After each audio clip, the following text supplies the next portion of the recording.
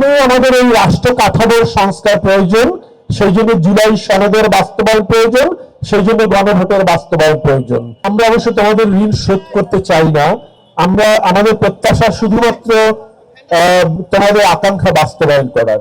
এখন অনেক ক্ষোভ আসছে, জুলাই যোদ্ধা যারা জুলাই আন্দোলন করেছে, আহত হয়েছে, শহীদ পরিবার, এবং আমাদেরও অনেক ক্ষোভ আছে।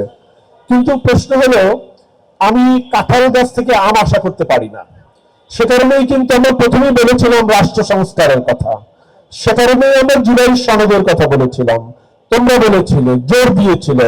সে কারণেই তৎকালীন সরকার গণভোটের আয়োজন করেছিল এই জুলাই সনদকে সামনে রেখে, কিন্তু সেটা বাস্তবায়ন হয় নাই। আমরা বর্তমানে বাংলাদেশের যে রাষ্ট্র কাঠামো, সেই রাষ্ট্র কাঠামোর মধ্য দিয়ে জুলাই আন্দোলনে যারা অপরাধ কর্মকাণ্ড করেছে তাদেরকে রাতারাতি বিচারের আওতায় আনতে পারবো না। কাজেই প্রথমে আমাদের এই রাষ্ট্র কাঠামোর সংস্কার প্রয়োজন, সেই জন্য জুলাই সনদের বাস্তবায়ন প্রয়োজন, সেই জন্য গণভোটের বাস্তবায়ন প্রয়োজন। লোডশেডিং কিংবা ঘরের বাইরের তীব্র গরমে ওয়ালটন রিচার্জেবল ফ্যান থাকলে থাকবে শুধু বাতাস আর বাতাস। এই কাজগুলো না করা গেলে পুরনো রাষ্ট্র কাঠামো দিয়ে আমরা আসলে এটা করতে পারবো না।